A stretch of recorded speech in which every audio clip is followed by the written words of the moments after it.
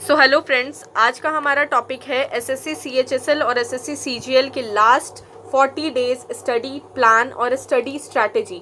बिना स्किप किए इस वीडियो को देखिए, जो कि आपके लिए बहुत ही ज़्यादा इंपॉर्टेंट होने वाला है। अगर आपने ये फॉलो कर लिया तो आपको फिर कुछ भी करने की ज़रूरत नहीं है, आप अच्छे स्कोर अचीव कर पाएंगे अपने एग्ज़ाम्स में।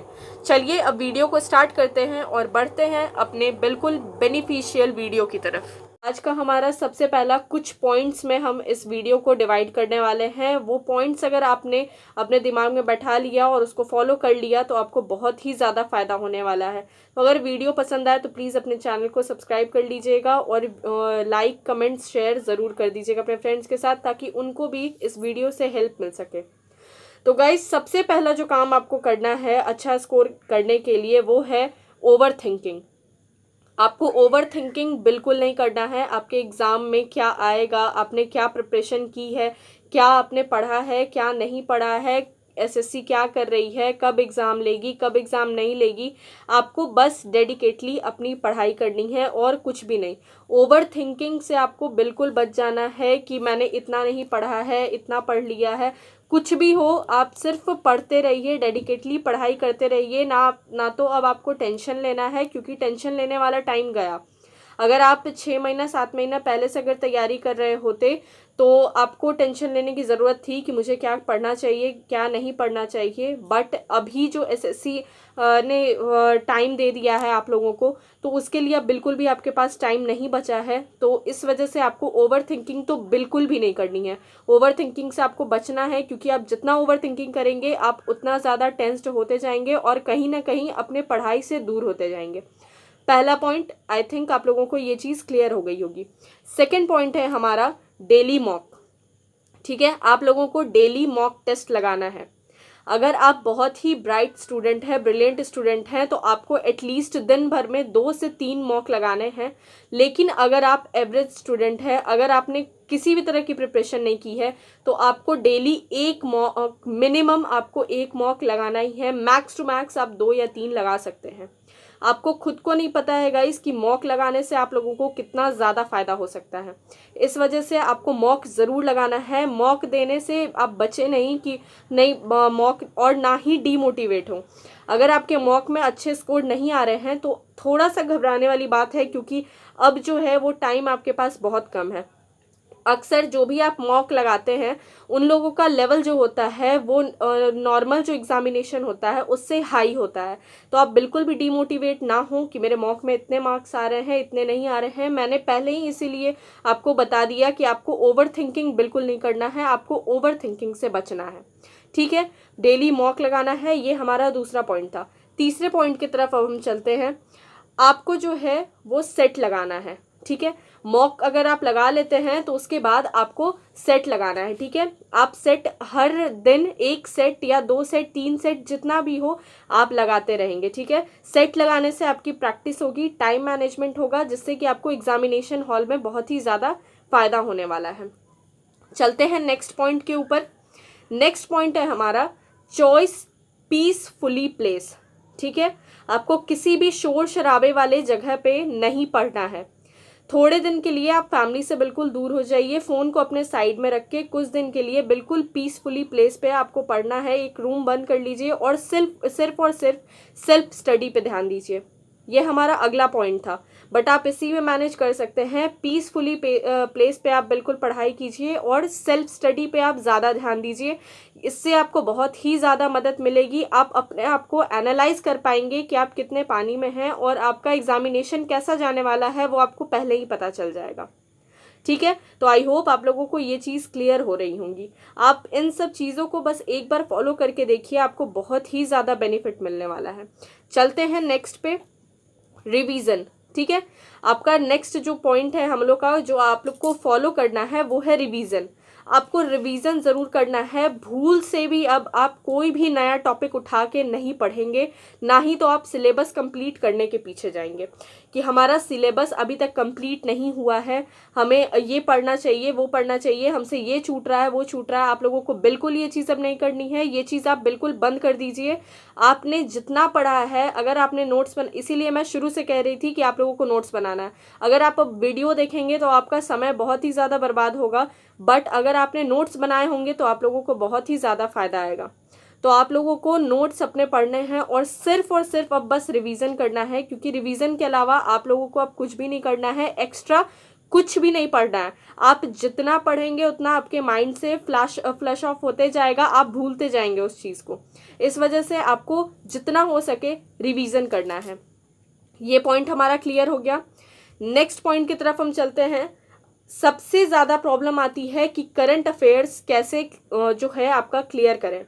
ठीक है, तो यहाँ पे मैं एक पॉइंट आप लोगों को ये क्लियर कर देना चाहती हूँ कि एसएससी सीएचएसएल और सीजीएल जो भी एग्ज़ाम होने वाले थे, एसएससी सीएचएसएल की मेन बात करते हैं हम, वो अप्रैल के मंथ में होने वाले थे, मार्च से लेके अप्रैल के बीच में होने वाले थे, बट ड्यू टू कोविड ये एग्ज़ाम्स जो भी थे वो कैंसिल हो गए थे।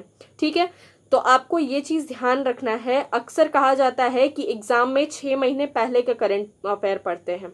ठीक है, अभी आप लोगों का कौन सा मंथ चल रहा है? अभी आप लोगों का जुलाई मंथ चल रहा है। ठीक है, आपको जुलाई मंथ से लेके 6 महीना प्रीवियस का तो करंट अफेयर पढ़ना ही है, बट मार्च से लेके आपको और 6 महीने प्रीवियस के भी करंट अफेयर पढ़ने होंगे।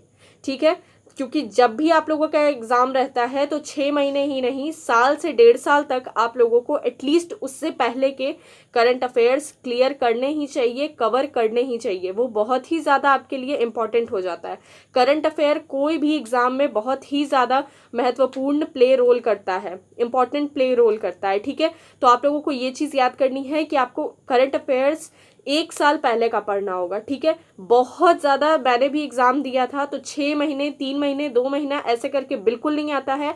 साल भर पहले का, 1.5 साल पहले का आप लोगों को ऐसे करके करंट अफेयर पूछा जाएगा, क्योंकि उन लोगों को पता रहता है कि स्टूडेंट जो होते हैं वो 3-4 महीने, 6 महीने हमारा माइंड सिर्फ इतने दिन का ही स्टोर करके रख सकता है।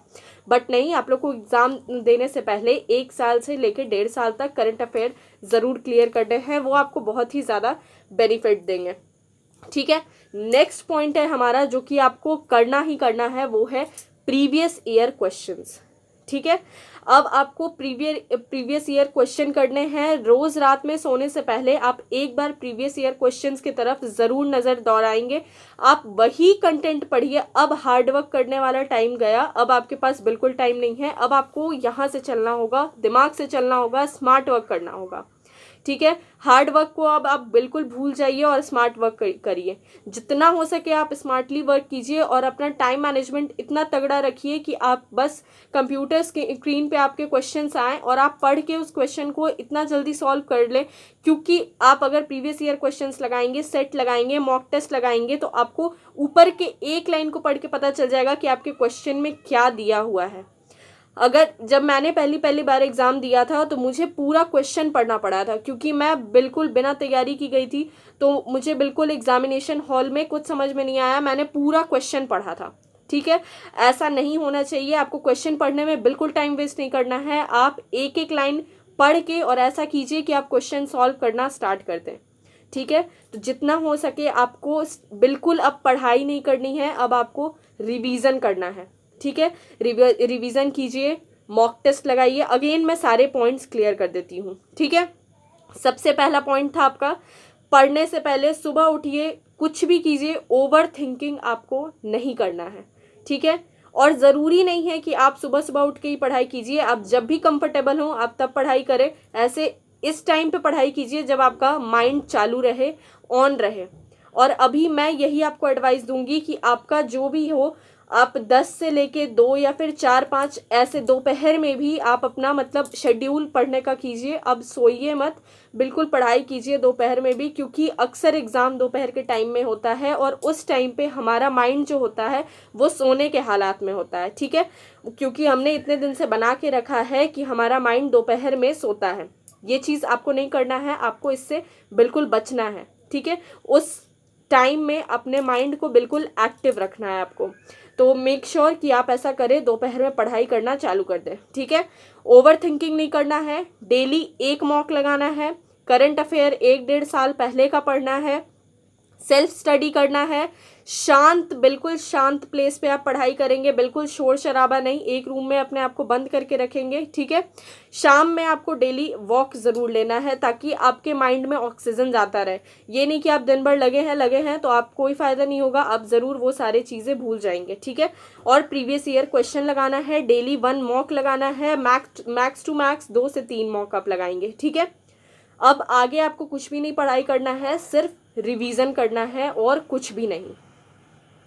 तो गाइज आज की वीडियो में इतना ही, बस आप इतना फॉलो कर लीजिए, आप लोगों को और इससे ज़्यादा कुछ करने की ज़रूरत नहीं है। आपको बहुत ही ज़्यादा जो इससे फ़ायदा होने वाला है वो आपको खुद को नहीं पता, वो 40 दिन बाद ही आपको पता चलेगा। बस इस चीज़ को आप फॉलो करके देखिए, इससे ज़्यादा मैं और कुछ नहीं कहूँगी। मिलते हैं अगले वीडियो में, तब तक हमारे चैनल को सब्सक्राइब कर दीजिएगा और बेल आइकन ज़रूर प्रेस कर लीजिएगा ताकि आपको नोटिफिकेशन मिलती रहे। Thank you.